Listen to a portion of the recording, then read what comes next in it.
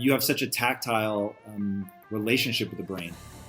Yeah, so you said something really important, which is that, we're essentially just this collection of cells, and yet everything is organized in this almost video game virtual reality like version of the world. So the way that neuroscientists think about these sorts of things nowadays is in the following way, that you're absolutely right, Tom. Everything about life experience is an abstraction. And the brain has a language. It's creating an abstract representation of everything that's out there in the world. Everything.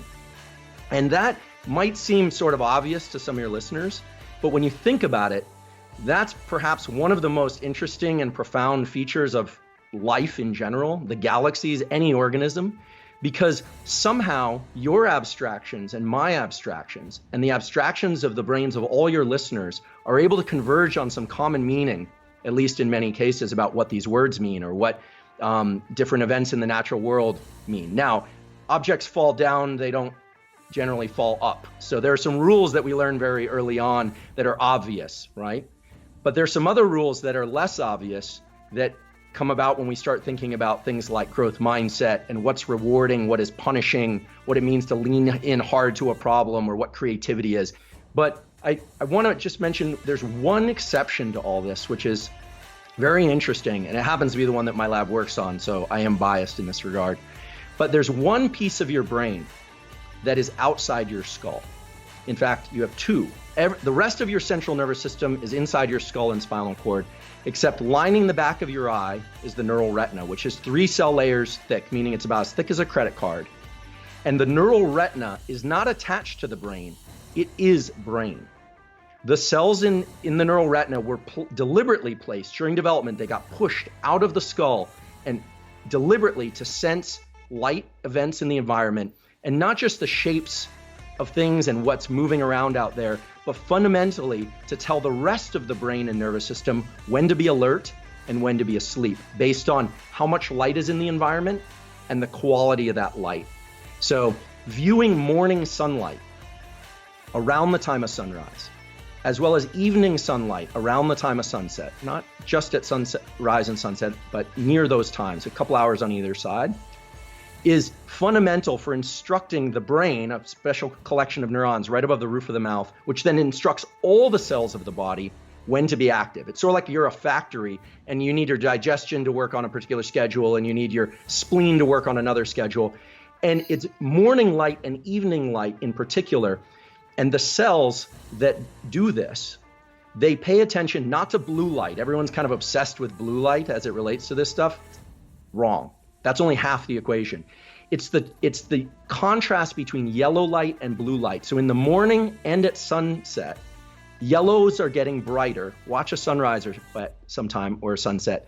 And blues are getting darker. And that contrast is relayed to the brain. You don't perceive it. Even blind people can transmit this information into the brain. Whoa. And it says, make a cortisol pulse early in the day to give you energy and agitate your body to go be active.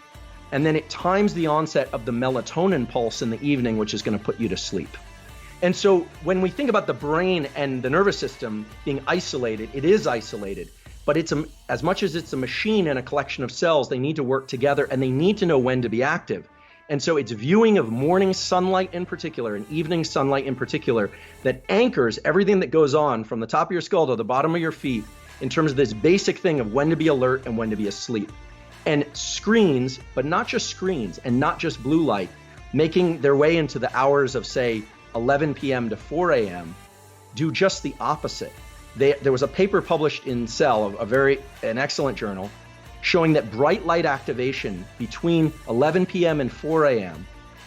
sends a signal from the eye to a brain structure called the habenula. The name doesn't matter, but it kicks off a disappointment circuit. It starts suppressing dopamine, and the habenula is linked to the pancreas, right? The brain-body connection, and starts dysregulating blood sugar. So the key point. Why does it trigger disappointment? Yeah, so this is very interesting. So every circuit in the brain has a push and a pull. So we have a reward system for viewing light at the particular times of day, which are morning and evening and during the day, and avoiding bright lights in the middle of the night. But there's a punishment signal, literally, a chemical punishment signal whereby dopamine, which is this feel-good molecule that's essential for things like growth mindset and pursuit of goals and well-being of all sorts, is suppressed when human beings or animals view bright light in the middle of this dark phase of their circadian cycle, which is between 11 p.m. and 4 a.m. approximately. And so nature does this. It creates rewards for doing the right things that move you in the direction of general adaptation and wellness, and it punishes you. Mother Nature is kind of a double-edged sword. She's very benevolent when she wants to be, but if you don't obey her rules, she punishes you too. And so you have circuits in the brain that are pro-depressive. And this light viewing from 10 p.m. to 4 a.m. kicks off a pro-depressive circuit.